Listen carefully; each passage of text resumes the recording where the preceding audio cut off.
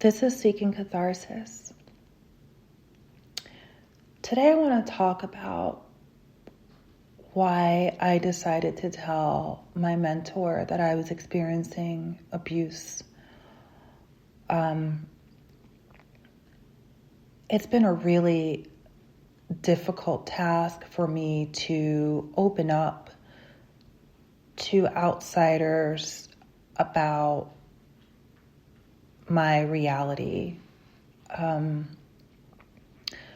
someone who has, for the past 2 years, struggled with being mistreated, humiliated, lied about, and abused and controlled while still very much in the public eye, and from the outside looking in, appearing to be in a happy and healthy marriage with my partner, who I work with.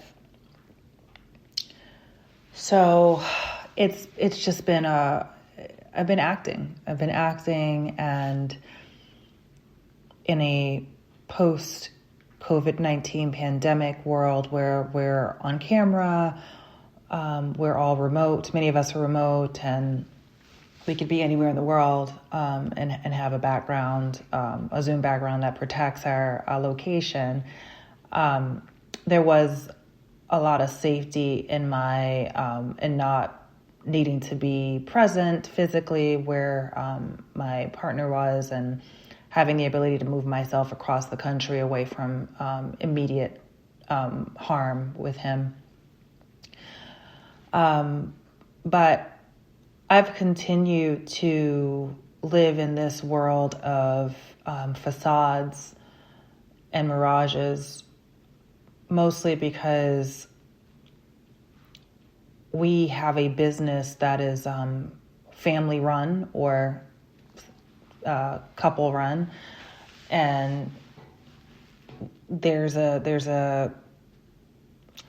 risk that by exposing the abuse, this could be detrimental to our business and to our reputation as a viable company.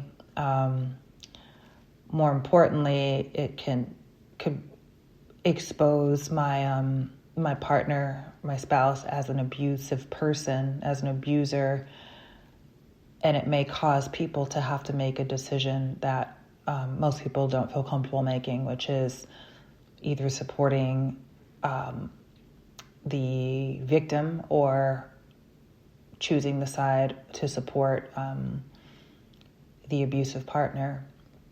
And I really don't want to put anyone in that position.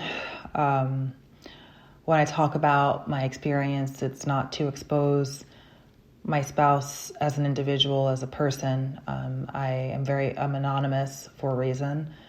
I just want to share my story and express how what I've experienced impacts my day-to-day and how I navigate my life since going through one of the most difficult things I've ever experienced, which is narcissistic abuse and covert domestic violence in the non-physical form.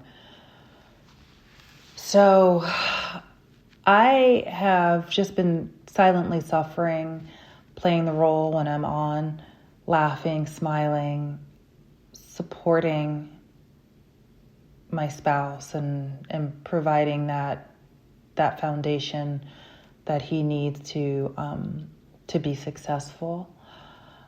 And all the while, a lot of that has not been reciprocated by my spouse. I've been pretty much having to get through and work through all of the trauma on my own. I've had to uproot myself, start over, isolate, hide, spend countless days alone. You know, all the things I've covered in the past, just so I could be at a place where I wasn't an emotional emotional wreck. So, since I've been back here in the city that we live together in, that I've since moved back to, but now live alone and happily alone, I'm no longer seeking to live together with him because I just don't feel safe. His energy is very negative. It's dark, and he doesn't strike me as a kind person at all. When he does show me signs of kindness, it comes off as very manipulative. And I'm always wondering what he's trying to achieve with his kindness, or if he's trying to extract information from me, which oftentimes that's what it is. He'll be kind, invite me out,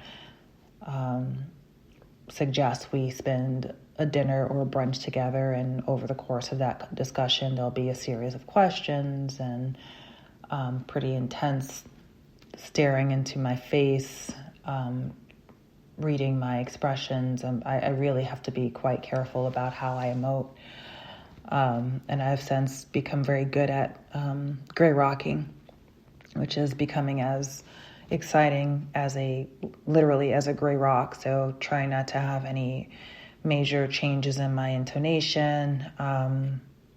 My facial expressions tend to be pretty controlled when we're talking. I try not to have too much eye contact.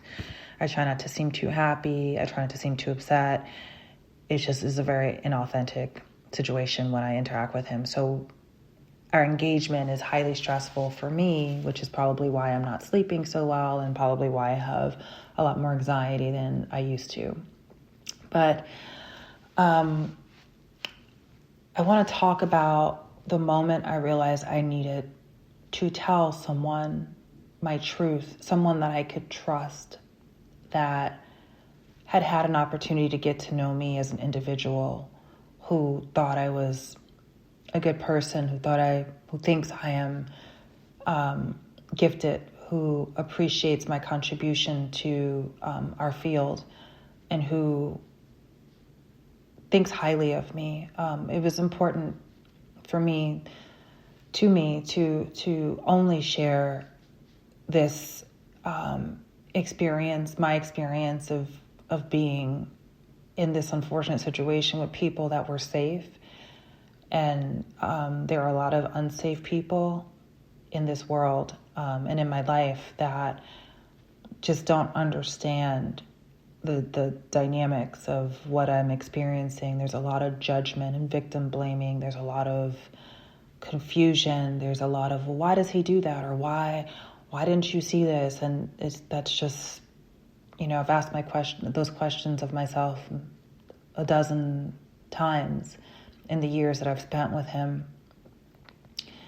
And I didn't see a lot of things because they were deliberately being withheld or not shared. So that's why, because I was dealing with a manipulative, abusive, and toxic person, and that's just not my baseline. That's not my lens in life. I don't approach life in that way. And so I didn't immediately think that the behavior that I was experiencing and that he was demonstrating was something abusive. It was moodiness. It was stress. It was, what happens in a relationship over time. I did not know that what he was doing was deliberate and that he was specifically targeting me as his target or victim of the abuse, while he was giving other energy and more positive, happier, lighter energy to everyone else. And I was the only person experiencing that negative, dark side of him. And there's no way you could think about that if that's not your baseline. You can't fathom that someone who presents so kind and so warm and so genuine could actually be pretending the entire time. So I'm kind of getting away from the purpose of this podcast episode, but they're just so many, it's just so nuanced. And now people are talking about it a lot more, and there's so many resources. So You can Google it. You can read about why covert narcissism is so dangerous, because you just never. It's like pancreatic cancer.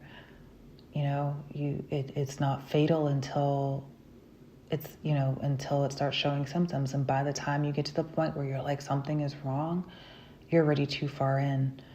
But I digress. So, my husband and I work together day to day, mostly remote, but sometimes we do work in the same space now. Specifically, that's happened since we brought in a new associate who joined our team. And so he'll be in my co-working space, which is located in my building where I live, where he does not live. And that's fine. But we share a work schedule and calendars. And I had noticed that he had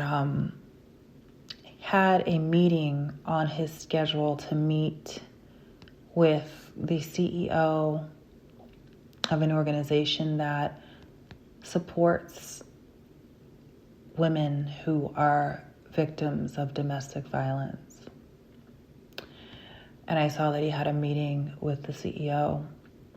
And in our business, we do work very closely with community-based organizations. That is the core of our business when we work with clients. And it is meaningful work, which is work that I love.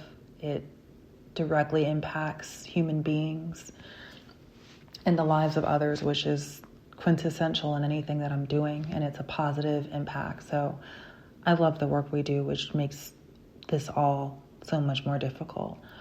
But that meeting was on his calendar, and it bothered me. And then I wasn't invited to join the meeting, which, if this were related to business or even related to his being recruited to be a board member, I think that to me, I don't know, it just bothered me.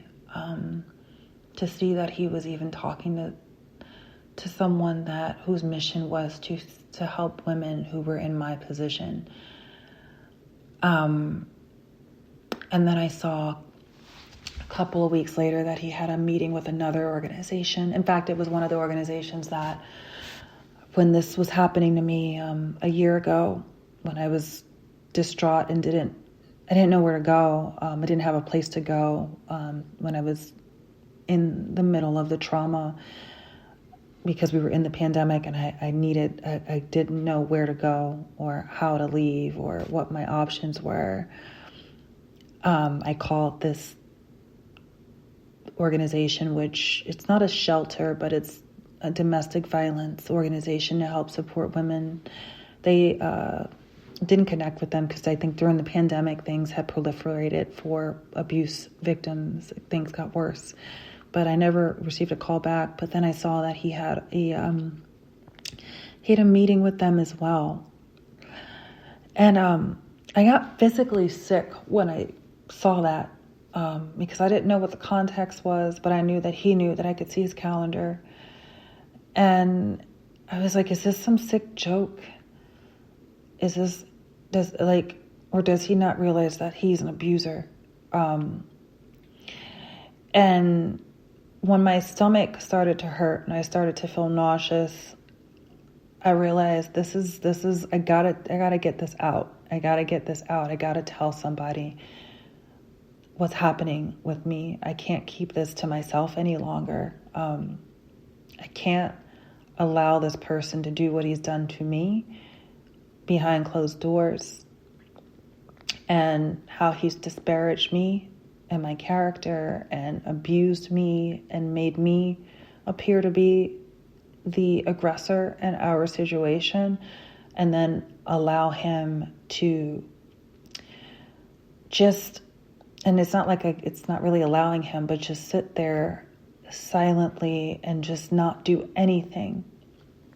in my honor or in the honor of women that are being abused